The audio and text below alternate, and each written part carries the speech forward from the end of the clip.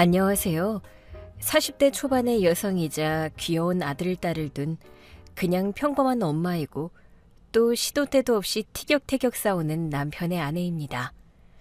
나름 평범하고 아늑하게 지금껏 잘 살아왔다고 감히 말할 수 있고, 그래서 여기에 굳이 사연을 쓸 일이 제 인생에는 결코 없을 거라 생각하며 그렇게 지내왔는데, 작년에 아주 너무나 쇼킹한 사건을 덜컥 겪게 되었습니다.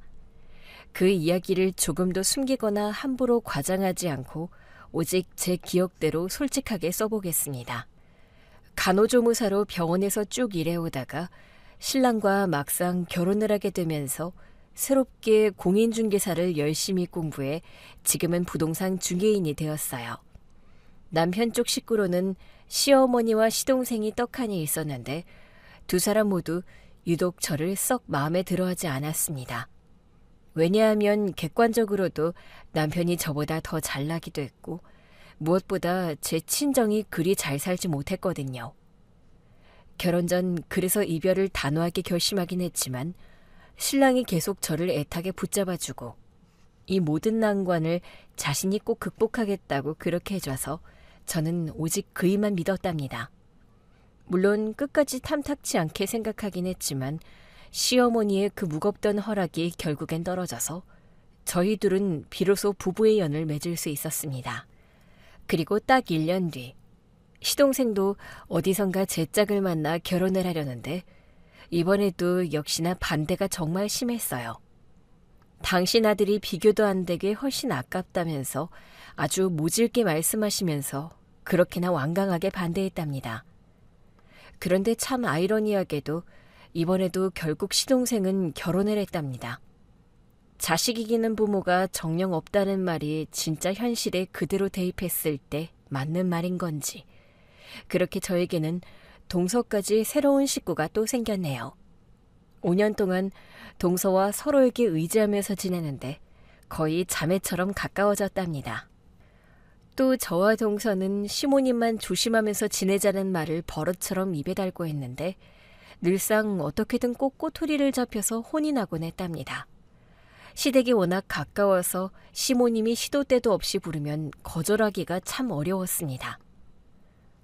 너희들은 바쁘지도 않은 것 같은 것들이 전화만 하면 그렇게 바쁘다고 하냐? 내 얼굴이 그렇게 보기 싫으냐? 아니에요, 어머님. 저랑 동서가 방금까지 일하고 있었잖아요. 퇴근하자마자 바로 온 겁니다. 맞아요, 어머님. 그런데 오늘은 또 무슨 일로 부르신 거예요? 너희들한테 넋두리라도 좀 시원하게 하려고 불렀다. 내 친구들은 하나같이 며느리들 덕분에 해외여행을 그렇게 다녀오기도 하고 이빨도 새로 싹 하기도 하고 좋은 차도 선물 받는다더라. 그런데 나는 이게 대체 뭐니? 어떻게 된 게 며느리가 떡하니 둘이나 있는데 쥐뿔도 없이 이렇게 청승맞게 사는 건지 한번 묻고 싶다. 시어머니는 이따금씩 다른 친구분들에게서 그런 자랑을 들을 때면 저희를 굳이 불러서 이렇게 매번 하소연을 하셨습니다. 어머님, 대신 저희가 용돈 드리잖아요. 저희 남편들이 주는 돈 말고 저희가 별도로 따로 챙겨드리잖아요. 매달 돈 걱정 크게 없이 생활을 나름 잘하고 계시잖아요. 야, 그 정도는 당연히 기본 아니니? 차를 사면 기본 옵션이 그냥 달려있는 것처럼 며느리를 들였으면 용돈은 당연히 기본 옵션으로 받는 거 아니야? 너희들은 시부모가 둘도 아니고 겨우 달랑 하나인데 어떻게 된 게 신경을 고작 그렇게 못 쓰니? 내가 이렇게 불러다 놓고 이런 걸 하나하나 가르쳐야 하는 것도 무진장 자존심 상한다. 어머님, 그런데 솔직히 저희 정도면 잘하는 편에 속해요. 아마 어머님 친구분들도 괜히 허세를 떨려고 며느리 돈으로 여행 다녀왔다고 하신 것일 수도 있어요? 뭐야? 그럼 내 친구들이 전부 거짓말쟁이라는 거냐? 그렇다는 건 절대 아니지만. 정말 쓸데없이 말이 많네. 그냥 시원하게 해외여행 보내주겠다고 돈이나 주면 그만일 것을. 하지만 저와 동서는 이미 충분히 잘 해드리고 있었고 또 저희 둘 다 아직 어린아이들을 키우는 입장이잖아요. 돈 들어갈 때가 한두 군데가 아니었어요. 그래서 죄송하지만 해외여행은 다음에 보내드리겠다고 겨우 말씀드렸습니다.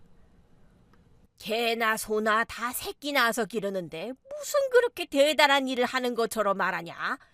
그냥 돈이나 얼른 주면 될 거 아니야. 어머님, 저희를 이렇게 자주 불러서 자꾸만 이런 식으로 억지를 부리시면 저희가 어떻게 대처해야 할지 정말 모르겠어요. 어머님, 사람은 누구나 형편에 맞게 살아야죠. 제 남편은 코로나 때부터 지금까지 계속 사업이 힘들어서 골골대고 있고, 서방님은 얼마 전에 회사에서 권고사직 당하고 중소기업 다니잖아요. 저랑 동서도 뼈 빠지게 일하면서 애도 키우고 가사일도 최선을 다하고 있다고요. 제가 참다 못해 현실을 하나하나 짚어드렸더니 바로 시모 입에서 듣도 보도 못한 쌍욕이 튀어나왔습니다. 제가 그렇게 꼬박꼬박 말을 받아치자 순간 할 말이 없어진 시어머니는 코로 거친 숨을 킁킁 내쉬면서 저를 매섭게 노려보았습니다. 결혼 초에는 저도 그 기세에 놀려 시모가 무서워서 무조건 네 거렸지만 어느새 아이를 둘이나 훌륭히 낳고 억척같이 기르다 보니 저도 모르게 웬만한 일에는 끄떡없는 생활의 지혜가 단단히 생겼습니다. 그런데 그렇다고 시모가 경제적으로 돈이 없느냐? 그건 또 그렇지 않습니다. 번듯한 3층짜리 주택을 하나 떡하니 소유하고 계셨는데 1층은 시어머니가 홀로, 2층은 저희 가족들이, 그리고 3층은 시동생 식구들이 옹기종기 모여 살고 있었어요. 분가에서 이사를 가고 싶어도 돈이 도무지 모이지 않아 어쩔 수 없이 계속 그 답답한 집에서 지냈죠. 시댁이 그저 가깝다는 말이 어느 정도인지 다들 짐작되시죠? 1층에서 큰 소리로 부르면 2층에 있던 저와 3층의 동서는 하던 일을 멈추고 억지로라도 불이 나게 나가봐야 했답니다. 그런 숨막히는 결혼 생활을 이렇게 5년 이상이나 이악 물고 잘 버텨왔네요. 그러던 어느 평범한 날, 제가 아는 부동산 일 때문에 조금 멀리 떨어진 땅을 고객에게 직접 보여드리러 외근을 나갔다가 정신없이 바쁜 하루를 막 마무리하던 저녁 7시쯤에 뜻밖의 전화 한 통을 받게 되었습니다. 여보, 큰일 났어. 왜 그래요? 무슨 일인데 목소리가 다급해. 재수 씨가 글쎄 3층 계단에서 굴러 떨어졌대. 발다리 골절에 머리까지 심하게 다쳐서 지금 수술 중이야. 뭐? 어쩌다가? 알겠어. 나 지금 다 정리하고 바로 그쪽으로 갈게. 저는 급하게 차를 몰아 약속 장소에서 병원으로 향했습니다. 병원 응급실에 도착해보니 여전히 동서는 수술 중이었고 병원 복도에는 초조한 얼굴의 남편과 시동생 그리고 시모가 굳은 표정으로 와 있었습니다. 동서가 대체 얼마나 크게 다친 거야, 여보? 나도 몰라. 한숨만 나오네. 온몸을 아주 크게 다친 모양이야. 아니, 어쩌다가 그 멀쩡한 계단에서 굴러떨어졌다는 거야? 빙판길도 아니고 그냥 시멘트 계단이고 수년간 하루에도 몇 번씩 다니던 길인데. 내 말이 그 말이야. 도대체 그 사이에 무슨 일이 있었던 건지 나도 모르겠어. 저는 꺼림직한 마음에 시선을 돌려 시동생에게 직접 물었습니다. 서방님, 혹시 동서 사고 날 그 시각에 현장에 같이 있었어요?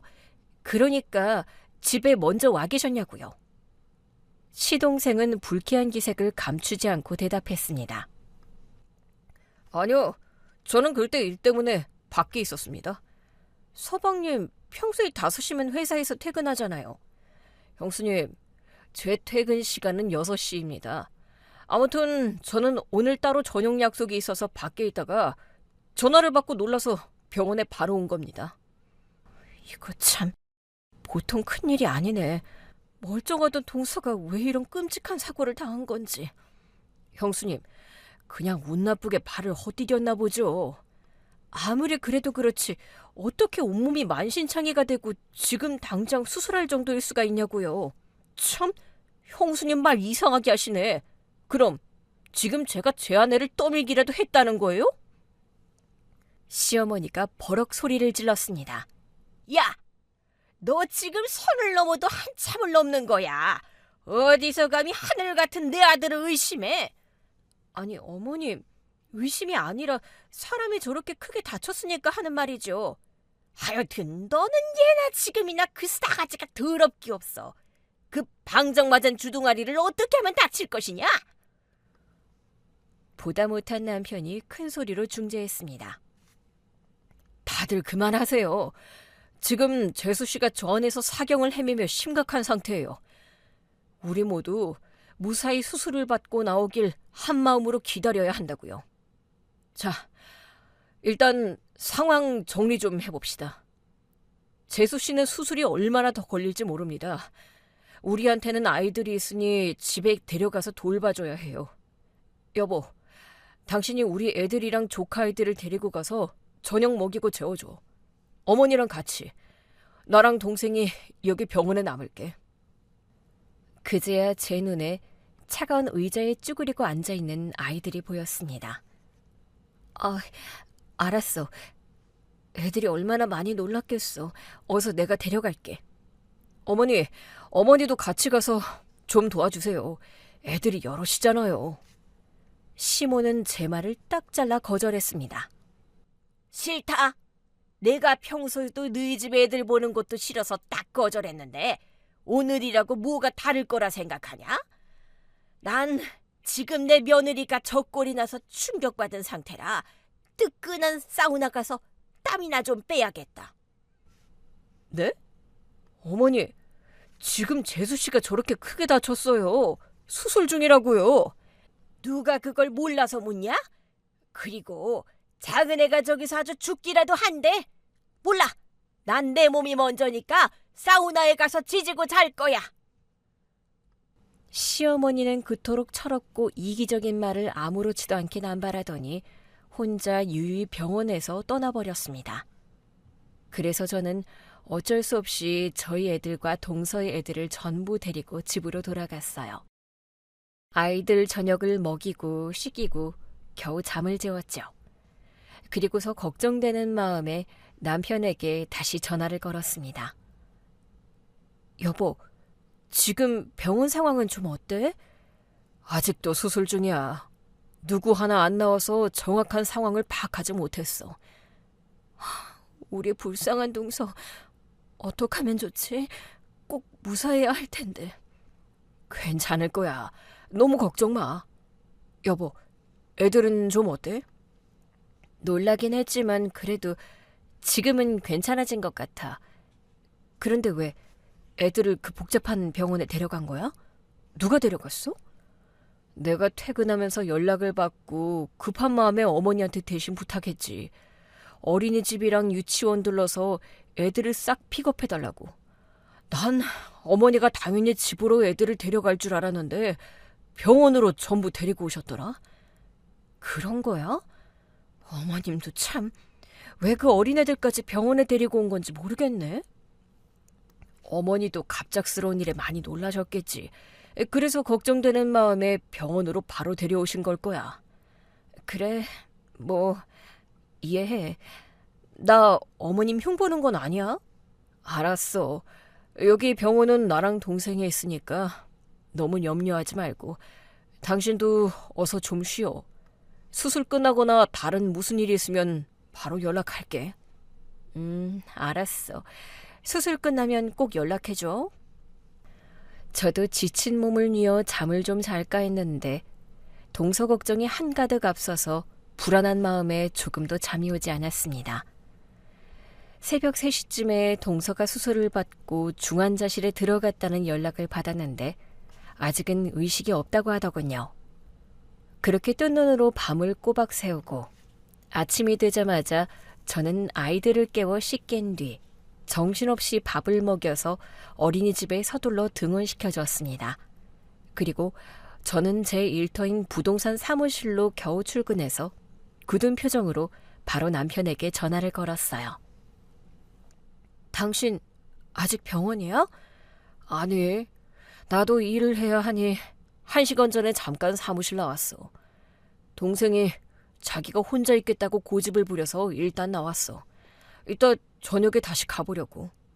수술은 잘 끝났지? 우리 동서 무사한 거 맞지? 의사 선생님이 어떻게 말했어? 수술은 잘 끝났는데 상태가 너무 심각해. 설령 몸을 회복한다고 해도 후유증이 남을 거래. 걱정이네. 왜 그런 사고를 당했어? 나도 답답해. 내가 이따 저녁에 병원 다시 들러서 상황 보고 계속 연락할게. 당신은 그동안 아이들을 좀 잘 돌봐줘. 어머니가 어제처럼 저렇게 애들 봐주는 걸 완강히 싫어하시니 우리로서도 별 수가 없겠어. 아무튼 이따가 연락할게. 그래, 알았어. 전화를 끊고 저는 무거운 마음을 애써 누르며 예약된 고객들을 만나러 다녔습니다. 하루 종일 정신없이 집과 상가를 보여주었고 다행히 계약도 한 건 성사시키고 나서야 오후 4시쯤에야 그날의 일을 겨우 마무리했답니다. 그리고 저는 곧바로 어린이집으로 향해서 저희 아이들과 조카들까지 전부 픽업했어요. 평소 같으면 집에서 재택근무를 하던 마음씨 좋은 동서가 이 시간에 아이들을 돌봐주며 수고를 해주었는데 지금은 그런 동서가 병상에 누워있는 상황이니 제가 하던 일을 억지로라도 빨리 마칠 수밖에 없었죠. 저희 애들과 조카들까지. 아직 어린 넷을 정신없이 돌보니 어느새 창밖은 칠흑처럼 어두워져 있었고 해가 벌써 지고 없더라고요. 그때 마침 남편에게 동서가 드디어 의식을 찾았다는 연락을 받고 그제야 가슴을 짓누르던 돌덩이가 내려가는 듯 안도의 한숨을 내쉬었습니다. 여보, 그럼 나도 얼른 병원에 가봐야겠다. 당신이 이제 집으로 와서 애들 좀 봐줘요. 그럴까? 알겠어. 대신 병원에서 밤새우지는 마. 듣자 하니 동생이 벌써 간병인을 다 구해놔서 우리가 따로 병원에서 고생할 필요는 없겠어. 간병인? 아니, 서방님이 지금 당장 무슨 돈이 있다고? 설마 그렇다고 어머님이 그런데 돈을 쓰실 분도 절대 아닐 텐데. 아니, 놀랍게도 어머니가 고용했어. 그 말을 듣고 하도 믿기지 않아 남편에게 여러 번 되물었습니다. 어머니도 어제 당신한테 하신 일이 좀 미안했나 봐. 그 난리통에 혼자 사우나 가서 쉬고 온 게 영 마음에 걸렸는지 병원에 다시 오시자마자 비싼 돈 들여서 간병인을 덜컥 고용했어. 해가 서쪽에서 뜰 일이네. 별일이야. 아무튼 당신 얼른 집으로 와요. 약 1시간 뒤 남편이 허겁지겁 집으로 와서 아이들을 인수인계하고 저는 택시를 타고 급히 병원으로 다시 찾아갔습니다. 병원 복도에서 아니나 다를까 심호자를 마주치고 말았습니다. 서방님, 어머님, 여기 계속 계셨네요. 저 동서 좀 들어가 봐도 되죠? 넌 여길 뭐하러 또 왔니? 내가 네 남편한테 시끄럽게 식구들 바글바글 부르지 말라고 누누이 일렀더만 그새 내 말을 싹 무시를 한 거냐? 아니요, 어머님. 제가 그냥 오고 싶어서 온 거예요. 동서 걱정이 하도 돼서 집에 편히 앉아 쉴 수가 없었어요. 저 그럼 들어가 볼게요. 저는 동서의 개인 병실로 들어갔습니다. 침대 옆에는 처음 보는 간병인이 보였습니다. 수고하십니다. 저는 환자의 손윗동서예요. 우리 동서 상태가 좀 어떤가요? 아, 네, 안녕하세요. 환자분은 지금 막 안정을 취하고 있습니다. 의사 선생님 말씀이 한동안은 거동이 많이 불편할 거랬어요. 아, 그리고 안타깝지만 말은 아직 못하세요. 네? 말을 못한다고요? 네, 아마도 머리를 심하게 다쳐서 그런지 의식은 돌아와도 대화는 아직 안 될 겁니다. 세상에, 생각했던 것보다 훨씬 더 심각하군요. 저는 잠이 든 건지 의식이 없는 건지 모를 동서 옆에 의자를 끌어다 앉았습니다. 그저 손이라도 따뜻하게 잡아주고 30분 가까이 있었는데 아니나 다를까 시모자가 다시 병실로 들어와 저를 밖으로 내보내려고 하더군요. 예, 거기서 그렇게 오래 있으면 안 돼. 환자 안정 취해야 하니까 그만 좀 나와라. 방해 안 할 거예요. 동서 깨어나면 눈이라도 한번 마주치고 갈 거예요. 글쎄, 그냥 좀 나오라니까. 비싼 돈 들여서 간병인까지 붙여놨는데 그냥 내 뜻대로 좀 해주면 안 되겠냐? 어서 썩 나와! 시모의 앙칼진 목소리가 병실에 더 크게 울리기 전에 일단은 병실을 나가는 게 상책이라 판단했습니다. 복도에 나가서 잠시 기다리다가 동서를 다시 얼굴이라도 보고 갈 생각이었죠. 너, 애가 넷이나 딸린 엄마라는 사람이 이 밤에 이렇게 밖으로 나와 있어도 되는 거냐? 당장 집에 돌아가라. 저는 괜찮다니까요. 동서가 만약이라도 깨어났을 때 제 얼굴을 보면 얼마나 좋아하겠어요. 왜? 평소에 둘이 한패가 돼서 시애미 흉이나 실컷 씹던 사이라서? 어머님, 아니에요. 무슨 말씀을 그렇게 심하게 하세요. 다 집어치우고 당장 돌아가. 여긴 비싼 간병인한테 맡기고 우리랑 같이 집에 가자고. 저는 끝까지 남으려고 버텼으나 시모자가 제 팔을 붙들고 억지로 엘리베이터로 끌고 나가서 결국엔 셋이 다 찜찜한 기분으로 집으로 돌아가야만 했답니다.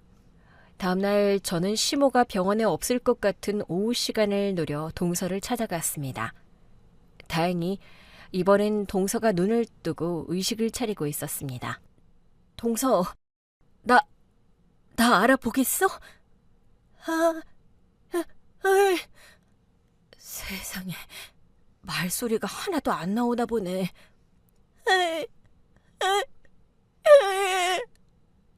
동서, 괜찮아. 억지로 힘쓰지 마. 무리하지 마. 제가 동서의 손을 꽉 잡아주자 동서가 눈물을 주르륵 글썽거렸습니다. 그래, 동서. 지금 얼마나 아프고 힘든지 다 알아. 그래도 우리 조금만 더 버티면 다 좋아질 거야. 그때 병실 문이 거칠게 열리더니 시모가 또 들어왔습니다.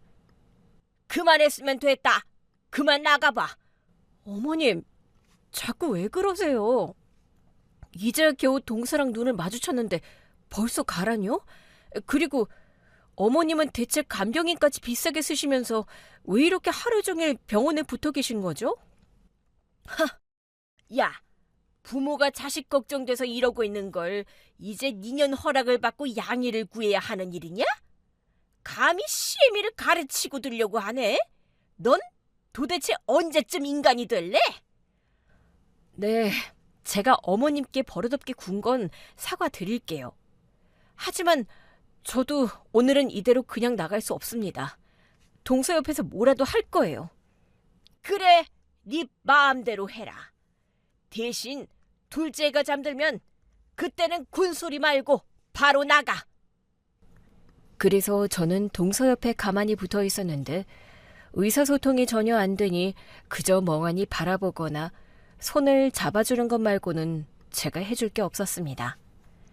그러다 곧 지친 동서가 다시 잠이 들자 어쩔 수 없이 병실에서 무거운 마음으로 나와야 했어요. 매일같이 저는 아이들을 등원시킨 뒤 잠깐이라도 동서의 얼굴을 보고 오곤 했는데 그렇게 더디지만 조금씩 회복하던 동서는 마침내 곧 목발을 짚고 아주 느리게나마 움직일 수 있었습니다. 동서, 이제 스스로 움직이네. 뼈가 거의 다 붙었다고 하더니 그 말이 맞나 봐. 이제 예전처럼 말만 하면 되겠네. 아니다. 그러지 말고 우리 글씨로라도 대화를 나눠볼까? 저는 가방에서 얼른 종이와 펜을 꺼내 동서에게 하고 싶은 말이나 뭐라도 좋으니 한번 천천히 써보라고 했어요. 그런데 안타깝게도 동서의 손가락이 아직은 딱딱하게 굳은 탓에 그저 낙서 같은 지렁이 글자를 도저히 알아보기 힘들었습니다. 아직은 손이 동서 마음대로 잘 안 움직이나 보네. 내가 너무 성급하게 앞서 나갔나 봐. 미안해, 동서. 어? 미안. 내가 도통 알아들을 수가 없어. 이렇게 말도 못하고 글씨로도 대화가 잘 안 되니 우리 동서가 많이 답답하겠다. 그 애타는 몸짓으로 뭐라고 필사적으로 말하는지 몰랐지만 아마도 제게 고맙거나 혹은 미안하다는 그런 말을 하려는 것만 같았습니다.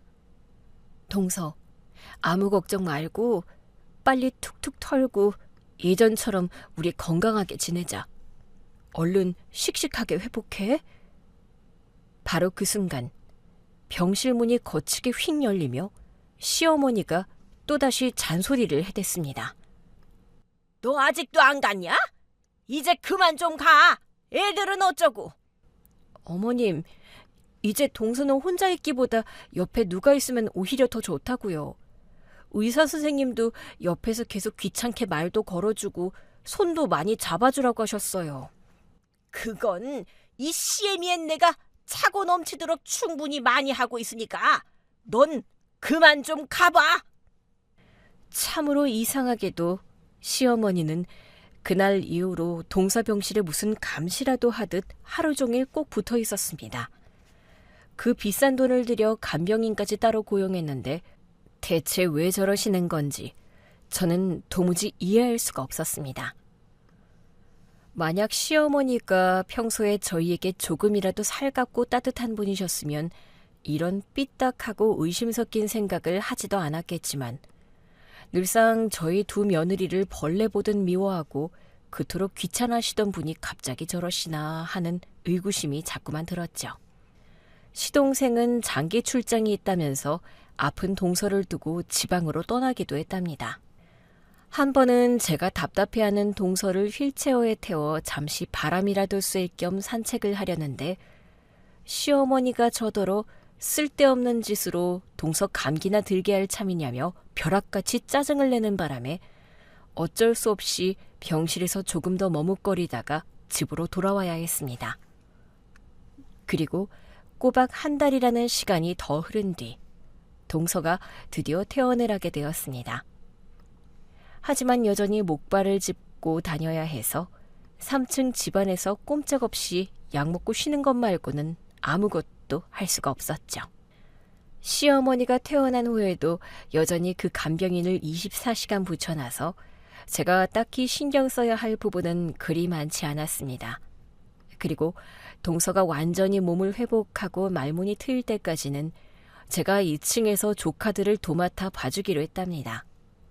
이건 사실상 시어머니의 일방적인 명령이었는데 굳이 애들까지 떼어놓고 그렇게까지 해야 하나 싶었지만 아직 동서가 대화도 전혀 안 되고 몸이 성취하느니 어쩔 수 없이 그 뜻을 따르기로 했습니다. 큰엄마, 우리 엄마 보러 지금 3층에 올라가면 안 돼요?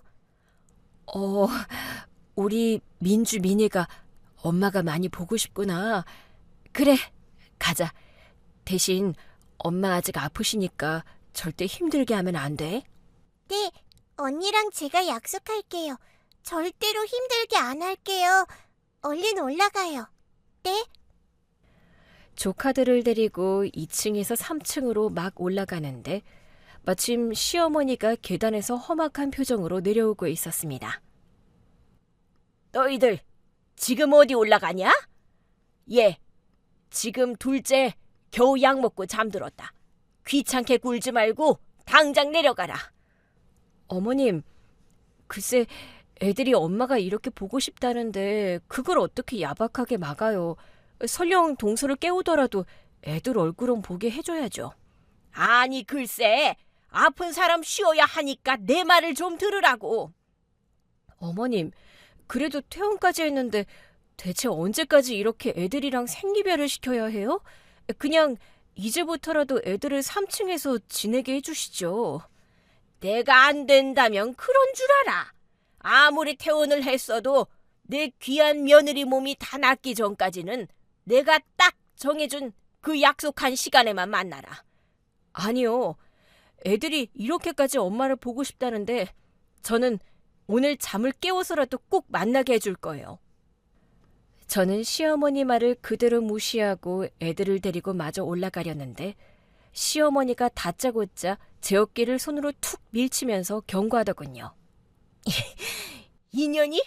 이게 내 말을 귓등으로도 안 듣나? 야, 몇 번을 말해. 지금도 둘째는 환자라고. 어머님, 이건 너무 억지잖아요. 애들을 당분간 2층에 따로 지내게 하는 거에 제가 동의는 했지만 이렇게 애같하게 보고 싶을 때조차 애들과 엄마를 못 보게 막아서는 건 사람이 할 짓이 못 돼요. 이것 봐라. 내가 우냐우냐 좀 해주니까 이제 아주 끝까지 기어오르려고 하네.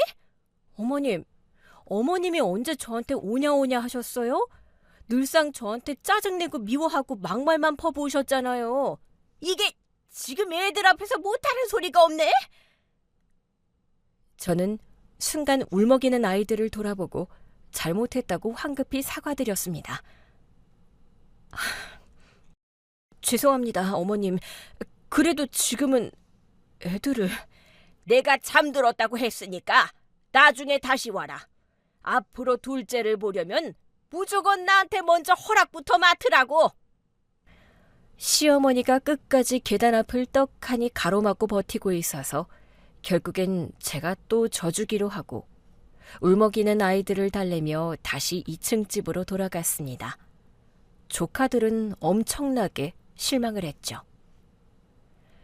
그렇게 시어머니의 허락을 받아 하루에 딱 한 번, 겨우 1~2시간 정도 동서를 만나고 돌아오곤 했는데 제 눈에는 동서의 몸 상태가 꽤나 호전이 된 것으로 보였습니다. 목발을 짚고도 제법 안정적으로 걷는 것 같았죠. 그래서 저는 이제 그만 애처로운 조카 애들을 3층 엄마 품으로 돌려보내려고 굳은 표정의 동서에게 조심스럽게 말을 건넸습니다.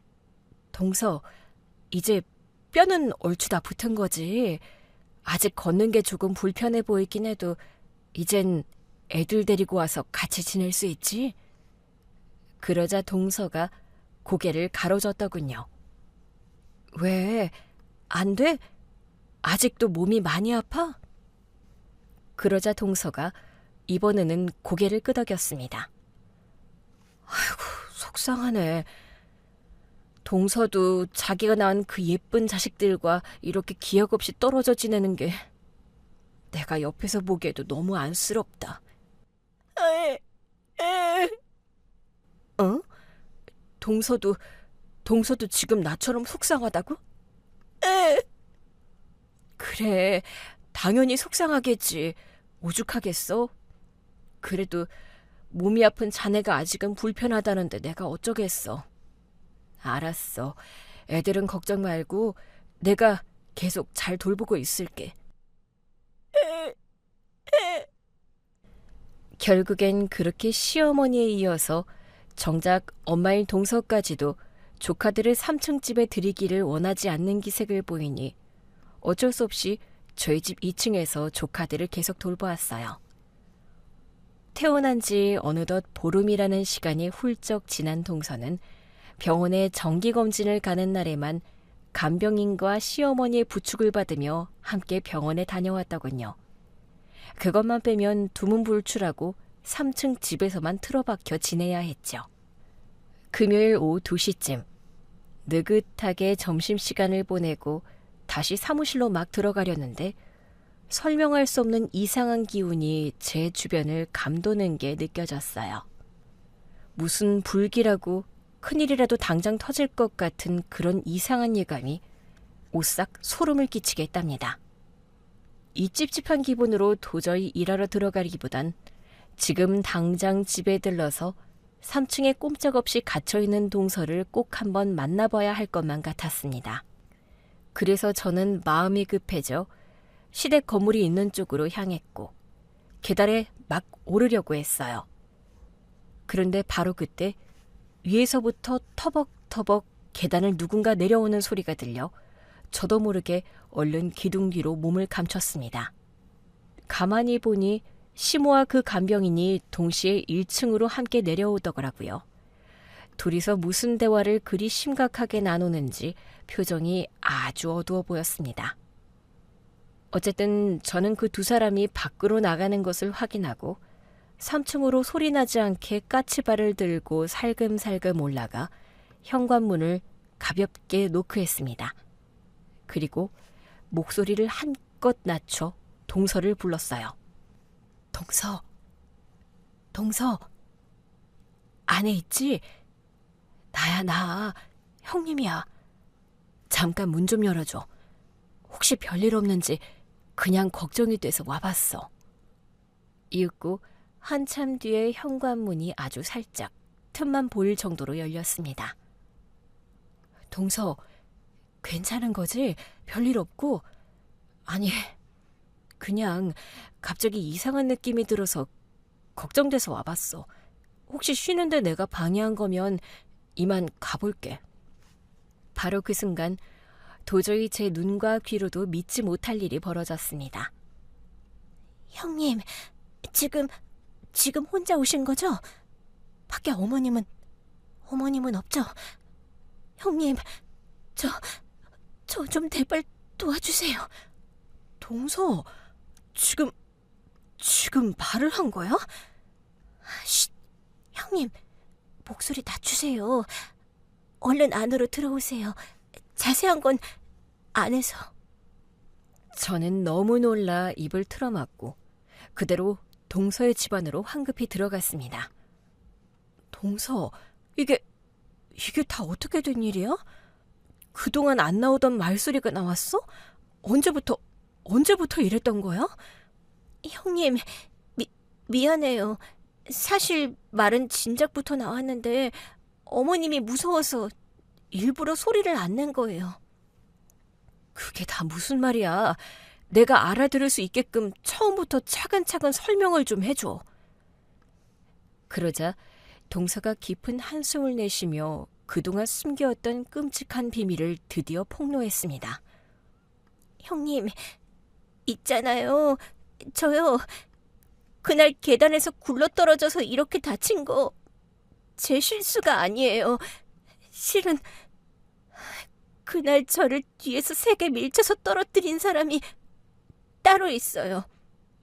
뭐라고? 도대체 누가 감히 그런 끔찍한 짓을 했다는 거야? 어느 미친 인간이 그런 짓을 해? 그게요, 어머님이요.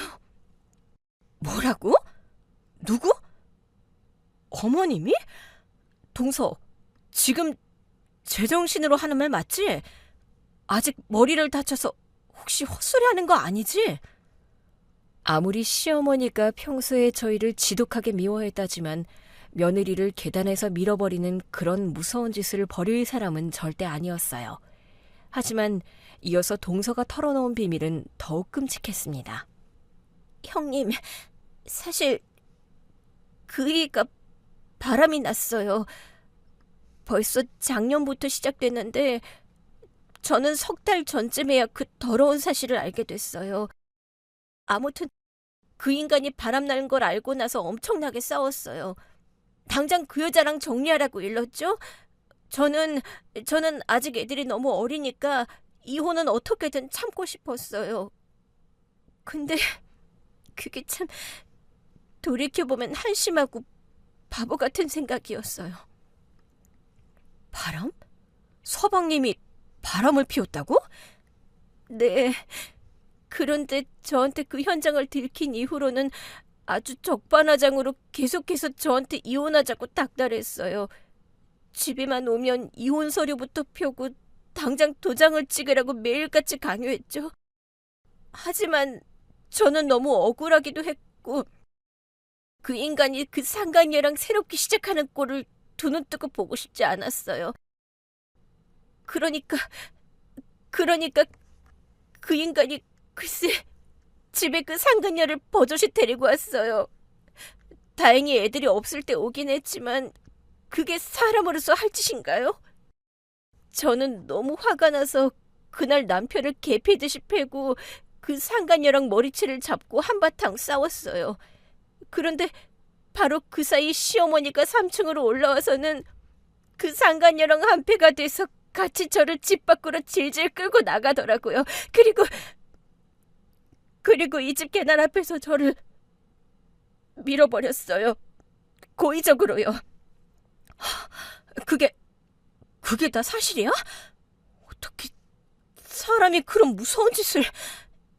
형님, 그때는 말소리도 안 나오고 손으로 글씨 쓰는 것조차 불가능해서 저는 아무것도 못한 채로 그냥 바보처럼 지냈어요. 그러다 며칠 전에 목소리가 조금씩 다시 나온다는 걸 알았는데, 목소리가 나왔으면 그때라도 당장 나를 부르지 그랬어. 근데 만약이라도 우리 애들까지 다칠까봐, 그리고 이 사실을 아는 형님까지 다칠까봐 차마 말을 하지 못했어요. 어머님은 저를 또다시 이번에는 아주 확실하게 계단에서 밀어버릴 계획을 세웠어요. 지금 저 간병인이 사실 어머님이 잘 아는 지인이에요. 예전에 빚을 지고 돈을 못 갚은 사람 같은데 저를 이 계단에서 다시 한번 같이 밀어버리는 걸로 그 빚을 전부 퉁치기로 한 모양이더라고요. 그러니까 잠깐만, 동서를 계단에서 밀어버린 뒤에 수술을 하고 간신히 나오자 이제는 아예 간병인이랑 짜고 다시 계단에서 밀어버릴 계획이었다는 거야? 네, 저는 말은 못했어도 귀는 멀쩡해서 다 들을 수는 있거든요. 두 사람이 제 앞에서 속삭이는 말을 똑똑히 들었는데 지금 당장은 말고 완벽한 때를 기다리자고 했어요. 제가 말을 하게 되면 신고할 위험이 있고 자기 아들이 이혼하고 상간녀랑 재혼도 못할 걸 알았겠죠. 그런데 아무 때나 계단에서 굴려버리면 2층에 사는 형님이나 아주버님이 놀라서 뛰어나올 수도 있고 혹은 지나가는 목격자가 있을 수도 있으니까요. 제가 계단에 구른 날도 지나가는 행인이 있다고 잡혀갈 뻔했다고 말하는 걸 들었어요. 그래서 비가 억수같이 쏟아지는 날, 빗소리에 아무 소리도 들리지 않을 새벽에 저를 밀어버리기로 했어요. 게다가 만약 이 일이 들통나면 누구든 저처럼 다 밀어버리겠다고 했어요. 그래서 전 차라리 애들을 형님이 봐주시길 바란 거예요. 그때만 해도 제가 평생 의사소통을 못할 거라 생각했거든요. 그냥 저 하나만 조용히 사라지면 모든 게 끝일 거라 그렇게 판단했어요. 그 말을 듣고 있자니 도무지 이해가 되지 않았지만 아마도 동서가 그 끔찍한 사고 충격으로 심신이 피폐해져서 그런 잘못된 사고를 한 것 같더라고요. 그래서 자네 때문에 혹시라도 다른 사람들까지 다칠까봐 애들이 우리 집 2층에서 지내도록 그렇게 한 거란 말이지. 그때 자네가 그토록 완강히 고개를 흔들면서 애들을 보기 싫다고 표현한 게 전부 다 저 무서운 어머님 때문이라는 거지? 네, 맞아요. 제가 이대로 말을 계속 못할 줄 알고 그래서 그랬었죠. 하지만 다행히도 이틀 전에 이렇게 목소리가 다시 나온다는 걸 알았어요. 그래서 그 순간부터 어떻게든 저 시어머니와 간병인을 속이고 이 억울함을 풀고 복수를 할지 머릿속으로 계속 생각하고 있었어요. 그런데 지금은 제 핸드폰도 어머님이 빼앗아서 가지고 계시고 저를 이렇게 집 밖에 한 발짝도 못 나가게 감시하시니까 너무 답답하게 이 상황만 지켜보고 있었죠. 진짜 온몸에 소름이 사라지질 않네. 어머님이 그렇게까지 무서운 사람이었다니. 그 인간, 남편 자식이 바람난 여자가 알고 보니 엄청나게 돈 많은 집 딸이래요. 그러니 무슨 수를 써서라도 저를 없애고 그 여자를 이 집 안방마님으로 앉히고 싶었나 봐요. 그 상간녀라는 여자도 제정신이 아니네. 아니, 유부남을 꼬셔서 재혼을 하고 싶대? 만약 그 집 부모가 이 사실을 알면 가만히 있을까? 더 기가 막힌 건 그 여자도 이미 결혼한 유부녀예요. 지 남편 몰래 지금 제 남편이랑 바람을 피우는 중이라고요. 뭐야? 이거 들으면 들을수록 충격만 더 커지네. 그래서 이젠 우리가 어떻게 할까? 당장 나랑 같이 경찰서부터 갈까? 형님, 그래서 형님 도움이 꼭 필요해요. 저는 지금도 보다시피 몸이 불편해서 목발을 짚고 다녀야 하고 혼자서는 아무것도 할 수가 없어요. 우리한테는 확실한 증거가 필요해요.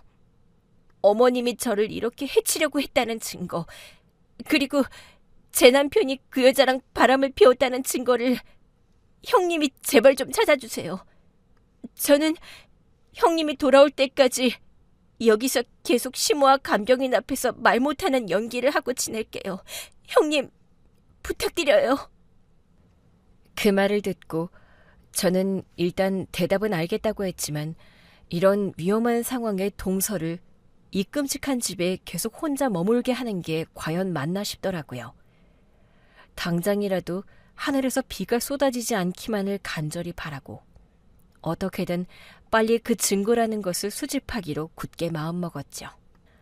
시모와 간병인이 다시 3층으로 오기 전에 얼른 그 무서운 비밀을 귀에 담은 채 저는 동서의 집에서 황급히 빠져나왔습니다. 계단에서 발소리가 쿵쿵 하고 나서 저는 얼른 2층 저희 집으로 들어가 현관문 외시경에 바짝 눈을 대고 밖을 보았더니 아니나 다를까 시모와 간병인이 다시 계단을 오르고 있더군요. 빗물에 젖은 두 사람의 말소리도 문틈으로 살짝 들려왔습니다. 이번 주말에 비가 억수같이 온다니까 그날 밤에 일을 치를 거야. 사모님, 그렇게만 해주시면 제 빚은 그걸로 다 탕감되는 거죠? 아직도 나한테 속고만 살았어? 이봐, 그 짓을 성공적으로 하면 자네와 나는 이제 빼도 박도 못하게 한 배를 탄 공범이 되는 거라고. 네, 알겠습니다, 사모님. 그럼 그 비가 쏟아지는 주말 밤에 일을 치르도록 해요. 저도 이제 마음의 준비가 다 됐습니다. 저는 입을 틀어막고 현관문에서 소리 없이 물러났습니다. 한참 동안 그 자리에 멍하니 서 있다가 이내 정신을 차리고 지금 당장 무엇부터 해야 할지 머릿속으로 빠르게 계획을 세웠어요. 그렇게 피말리는 이틀의 시간이 지나고 마침내 하늘에서 억수같이 비가 쏟아지는 주말밤이 왔습니다. 쏴 하는 빗소리가 또렷하게 들릴 만큼 얼마나 강하던지 정말이지 밖에서 무슨 일이 벌어져도 이웃집에서는 아무도 모를 것 같더라고요. 아이들을 겨우 재우고 밤이 더욱 깊어지자 저는 홀로 조용히 집을 나왔습니다. 3층 계단 위로 올라가는데 그 거센 빗소리에 묻혔지만 희미하게 남아 사람의 목소리가 들렸어요. 저는 얼른 2칸씩 뛰어 올라갔더니 기어이 시모와 간병인이 몸이 불편한 동서를 침대에서 끌고 나와 붙잡고 있더군요. 어머님, 지금 뭐 하시는 거예요? 그만하세요. 멈추세요, 당장. 뭐야? 너 이 시간에 여기서 뭐 하는 거냐? 어머님이야말로 지금 여기서 뭐 하시는 거예요? 기어이 거기서 동서를 밀어버리려는 거죠?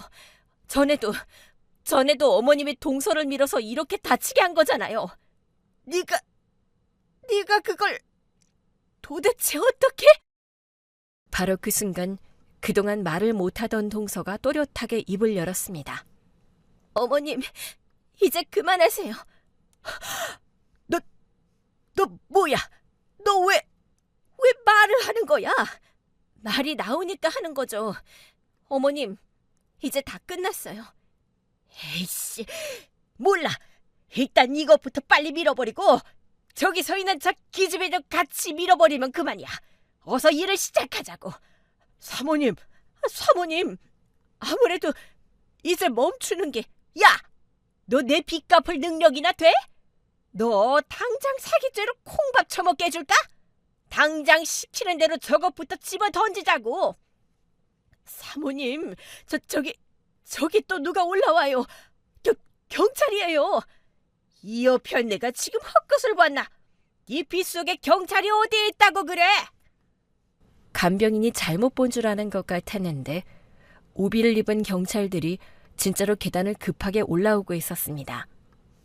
제가 시모와 시동생의 그 더러운 속내와 저희를 알아보려고 곧바로 심부름센터에 의뢰를 해서 그들의 뒤를 밟아 증거를 만들었어요. 동서 남편의 외도 증거는 매우 쉽게 얻었고 시모자가 동서를 계단에서 밀어버렸다는 끔찍한 대화를 나누는 녹취까지 심부름센터에서 완벽하게 남겨주었답니다. 저는 그걸 받자마자 바로 경찰서에 신고를 했고 증거가 워낙 명백하고 타당해서 영장이 나오자마자 경찰들이 바로 이곳으로 찾아온 거였어요. 거기 김수미 씨, 살인미수 혐의로 체포영장을 가지고 왔습니다. 뭐라는 거야? 이봐, 난 아무런 잘못이 없어. 이것들이 옆에서 뭐라고 떠들었건 난 아무런 죄가 없다고.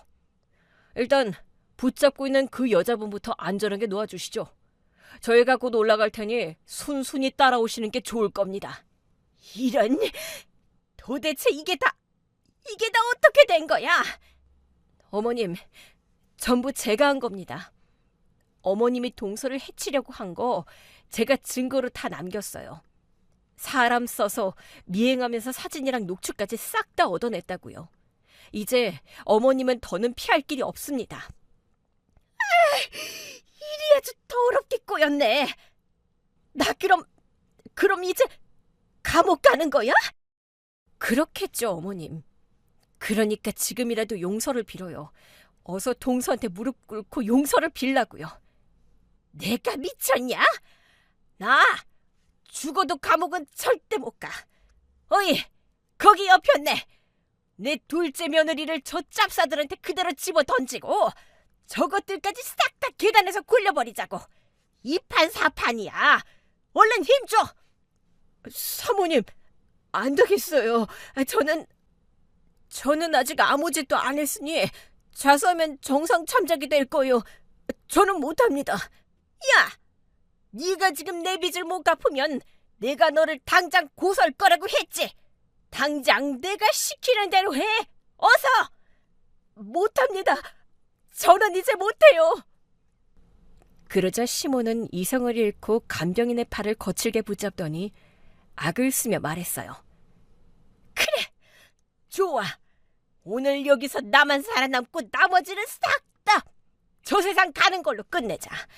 내 귀한 둘째 아들이라도 그 돈 많은 여자랑 새로운 인생 살게 해주려면 이 씨애미가 그렇게라도 해야겠네. 이거 놓으세요, 사모님. 이러시면 정말 합니다.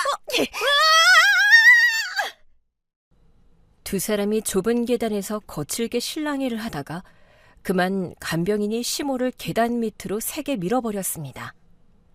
우당탕탕 끔찍한 소리를 내며 아래로 굴러떨어진 시모는 그대로 의식을 잃고 바닥에 쓰러졌어요.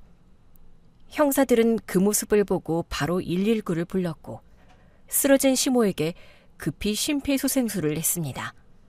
저는 그 틈에 얼른 위로 뛰어올라가 동서가 무사한지 물었어요. 동서, 괜찮은 거야? 어디 또 다친 데는 없지? 형님, 네, 저는 다행히 괜찮아요. 그런데 어머님은 어떻게 되신 거죠? 나도 모르겠어. 일단 저렇게 급하게 병원에 가보면 알게 되겠지. 곧 요란한 소리와 함께 119가 도착해 의식 없는 시모를 싣고 황급히 병원으로 떠났고 간병인은 그 자리에 얼어붙은 채로 수갑을 차고 형사들에게 꼼짝없이 끌려갔습니다. 저는 아직 목발을 짚은 동서를 힘겹게 부축하며 저희도 진술을 위해 형사들의 뒤를 따라가기로 했습니다. 그리고 이 끔찍한 소란에 놀란 제 남편이 2층에서 뛰쳐나왔는데 제가 이 모든 자초지종은 나중에 다 알릴 테니 지금은 일단 어머니가 실려간 병원에 먼저 가보라고 일러주었습니다. 그러자 제 말을 들은 동서가 다급하게 말하더군요. 형님, 그럼 우리 애들끼리만 저 집에 있어야 하잖아요. 아, 괜찮아. 우리 친정엄마가 곧 이리로 오실 거야. 혹시 모를 이런 만일의 사태를 위해서 내가 미리 다 부탁해놨어. 여보, 이게 다 도대체 무슨 일이야? 어머니가 그렇게 심하게 다치신 거야? 왜 구급차를 타고 가신 거냐고? 지금은 나한테 아무것도 묻지 말고 일단 병원부터 빨리 가요. 우리는 당장 경찰서에 가야 하니까. 그러고는 저희가 내려가기 무섭게 집 1층 현관에서 때맞춰 도착하신 친정엄마를 만났어요. 다행히 애들을 안심하고 맡기고 저희는 곧장 경찰서까지 향할 수 있었습니다. 경찰서에 도착했더니 그 파렴치한 시동생과 상간녀가 이미 저희보다 먼저 경찰서에 잡혀와 있더군요. 상간녀는 시모와 동서를 계단에 밀어버린 것에 대한 조사를 받았고, 시동생은 비록 계단에서 아내를 직접 밀친 사람은 아니었지만 그래도 이 모든 범죄를 곁에서 방관하고 방조했으니 조사를 받고 있었답니다. 동서와 제가 그동안 겪었던 모든 일들에 대해 진술을 다 하고 나서 지친 몸으로 경찰서에서 막 나오니 병원에 갔던 남편에게서 시모가 결국 세상을 떠났다는 연락을 받았습니다. 남편이 완전히 넋이 나간 놀란 목소리로 전화기 너머로 소식을 전했답니다. 여보, 어머니가 방금 돌아가셨어. 당신 대체 밖에서 무슨 일을 저지른 거야? 돌아가셨다고? 어머님이 남을 해치려다가 결국 그렇게 되신 거야. 당신도 이 모든 진실을 알아야 하니 우리가 지금 바로 그리로 갈게. 저는 다시 동서를 힘겹게 부축해서 병원 영안실로 향했고, 그곳에 도착해서야 망연자실에 있는 남편에게 하나부터 열까지 그동안 벌어진 이 모든 끔찍한 일들을 모두 다 알려주었습니다. 감당할 수 없는 충격에 휩싸인 남편은 한동안 그 자리에 얼어붙어 아무런 말도 하지 못했어요. 결국 시모의 장례는 그 모든 사실을 알게 된 남편이 혼자서 상주가 되어 묵묵히 치렀어요. 피해자인 저나 동서나 도저히 이런 기막힌 상황에서 그 빈소에 앉아 장례를 치르고 가식적으로 명복을 빌어드릴 수가 있겠어요? 저희는 그냥 집에서 아무 일 없다는 듯이 아이들을 돌보며 사흘의 시간을 보냈답니다. 여보, 어머니 보내드렸어. 고생 많았네. 혼자서 힘들었겠네. 그럼 이제 우리 사이는 조금도 달라질 거 없어.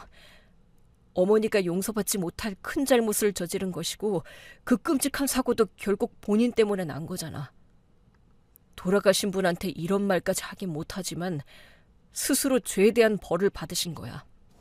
여보, 그러니 우리 부부 사이는 이 일로 아무런 문제가 없다는 걸 알아줬으면 좋겠어. 그래? 당신이 그렇게 말해준다면 나도 더는 당신과 이 문제로 헤어지고 싶은 생각은 없어. 그래. 그런데 동생놈은 지금 어떻게 됐어? 직접적인 범인은 아니지만 방조죄가 있긴 한데 아마 집행유예가 떨어질 거래. 구치소에서 재판까지 지내다가 아마 곧 풀려날걸. 뭐 결과는 봐야 알겠지. 그놈도 똑같이 무거운 벌을 받아야 하는데 그야말로 천하의 못된 놈 같으니라고. 그이는 이 모든 끔찍한 일이 이렇게 끝났어도 저와 동서를 단 한순간도 원망하지 않았습니다. 그리고 남편과 저는 시모 한 사람만 문제가 있었을 뿐 그동안 아무리 크게 싸웠어도 늘 서로에게 최고의 반려자로 굳건히 지내왔기에 이 일로 이혼 같은 건 하지 않기로 마음을 모았습니다. 곧 시동생과 그 상간녀의 재판이 열렸는데 상간녀는 결국 징역형을 받고 감옥에 갔고 시동생은 예상대로 집행유예로 풀려났답니다. 당연히 이 집에서는 그 파렴치한 시동생을 받아줄 마음이 추호도 없었기에 그는 집에 오자마자 남편에 의해 쫓겨났습니다. 동서는 그동안의 죗값을 물어 소송으로 이혼을 해서 끝장을 보겠다고 단단히 벼르고 있었죠. 그런데 그렇게 이혼을 한창 준비하던 중 시동생의 기막힌 소식을 남편에게 전해 들었어요. 여보, 동생놈 머리 깎고 절에 들어갔어. 그리고 어머니가 남긴 모든 재산은 재수 씨 앞으로 다 해달라고 그렇게 연락이 왔어. 뭐? 아니, 얼마 전까지만 해도 그 상간녀랑 바람 피우고 자기 아내인 동서를 그렇게 몰아내려고 한 사람이 갑자기 절에 갔다고? 아니, 그 절에서는 서방님이 저지른 그 끔찍한 죄에 대해 다 알고도 받아줬대? 그건 나도 모르지. 아무튼 재수 씨가 굳이 골치 아프게 이혼 소송까지 할 필요는 없겠어. 자기 재산까지 다 털고 그렇게 떠났으니 그냥 도장만 찍고 깔끔하게 정리하면 될 것 같아. 참으로 어이가 없었습니다. 그 숱한 죄를 지은 주제에 무슨 낯으로 부처님께 귀의한다고 절에 들어간답니까? 그 절의 다른 스님들은 그놈이 저지른 끔찍한 죄를 다 알고도 받아줬을까요? 아무튼 그렇게 시동생이 속세를 떠나고 난 뒤 동서는 복잡한 소송 대신 합의 이혼을 하고 끝났습니다. 형님, 그동안 저 때문에 또 저를 도와주셔서 감사해요. 그래도 어머님이 그렇게 된 게 좀 자꾸 마음에 걸리지만. 아니야. 어머님은 당신 스스로 그렇게 되신 거야. 인과응보라고. 그리고 그 간병인이 지금 벌받으러 감옥에 들어갔잖아. 여기서 동서랑 나한테 감히 뭐라고 손가락질할 사람은 아무도 없어. 그래도 전 형님 아니었으면 아마... 애들 듣겠다. 쉿.